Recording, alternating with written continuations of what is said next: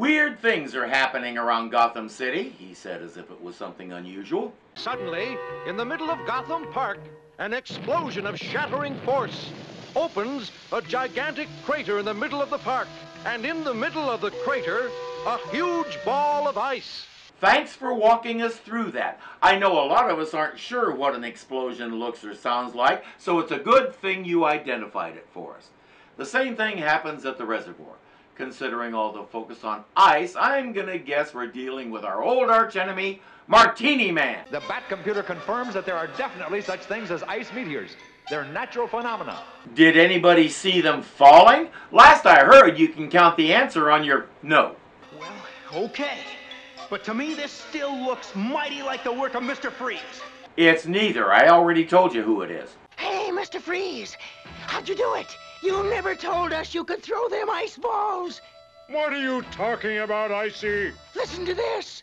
Speculation is running high that the ice meteors which have blasted Gotham City are the work of the infamous Mr. Freeze. I told you he didn't do it, but he's not above taking credit for it and using it to scare the city so he can pull off a massive crime wave. Cut me in on all TV network channels immediately. You have experienced a demonstration of my newest power.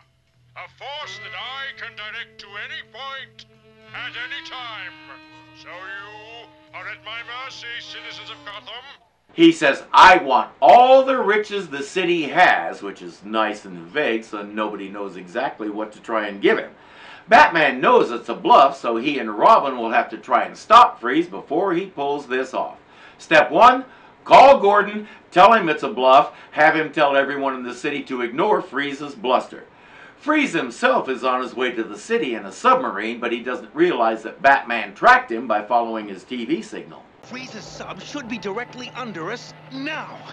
Drop the bat jammers. Bat jammers away!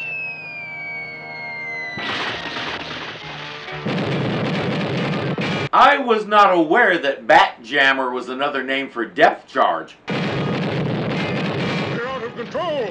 Surface! Surface!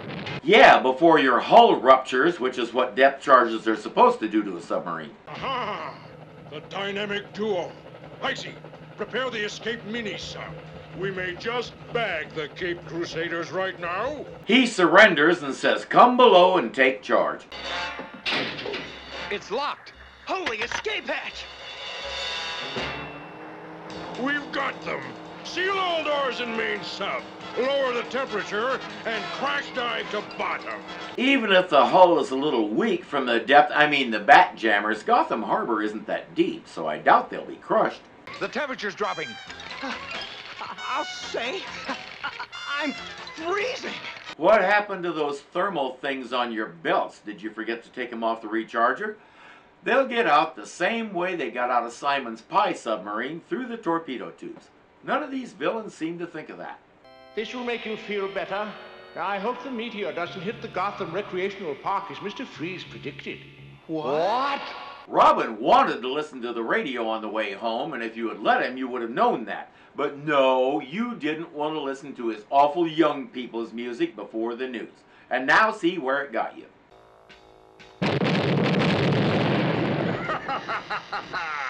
Perfect! Perfect! Now, no one will doubt my power to bring icy destruction down from the sky. And just like the others, nobody seems to have seen it fall, even though a chunk of ice like that zipping through the atmosphere would likely leave a steam contrail that could be seen from Europe.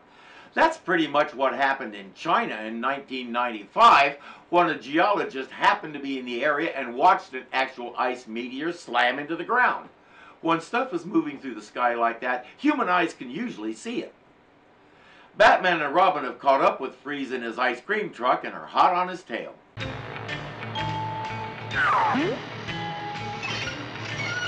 Holy ice cubes, a frozen ice bridge! As opposed to a liquid ice bridge. And by the way, rip off! Iceman got around like that all the time in the original X-Men comics, which predate this by several years. Tisk tisk, writers. Oh, Icy, burn our bridges behind us.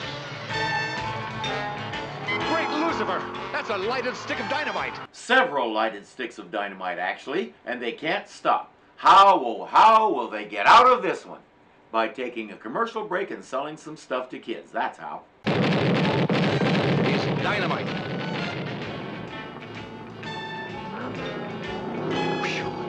Another inch or two. Yes, that was close.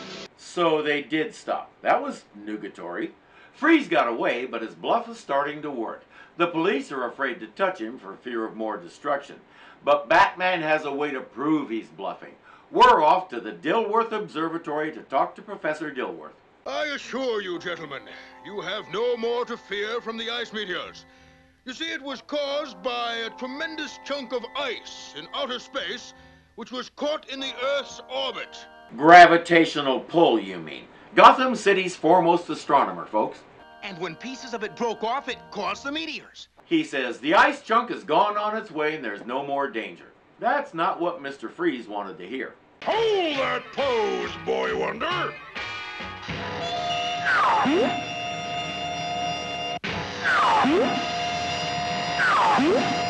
Living statues, frozen in action. Come on, boys. We've got the riches of Gotham at our command.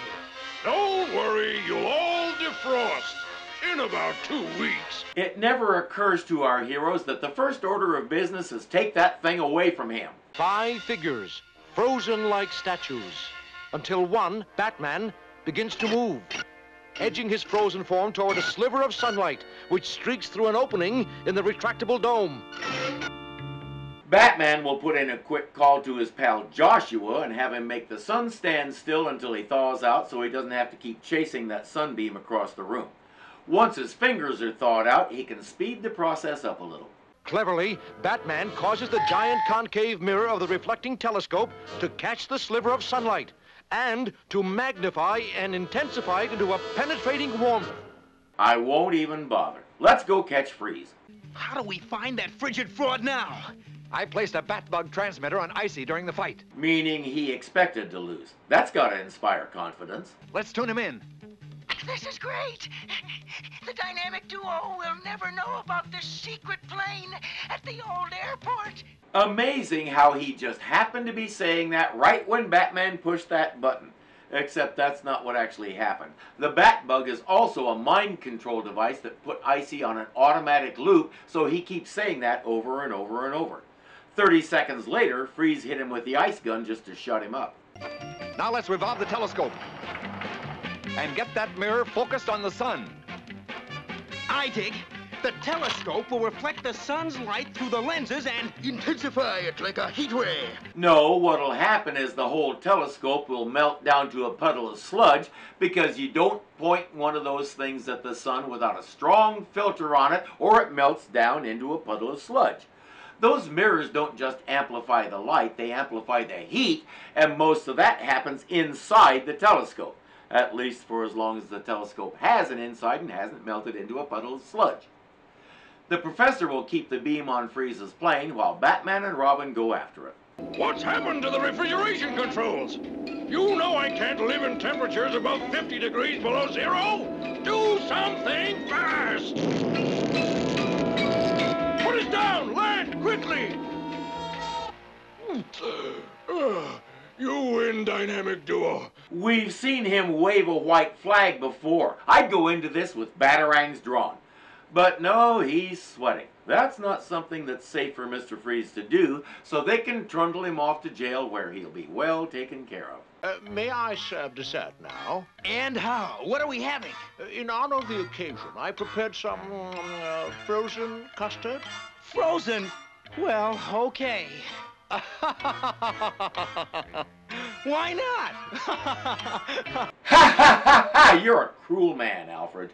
All right, Atomaniacs, I have 3 tasks for you, and they need to be done quickly before it's too late.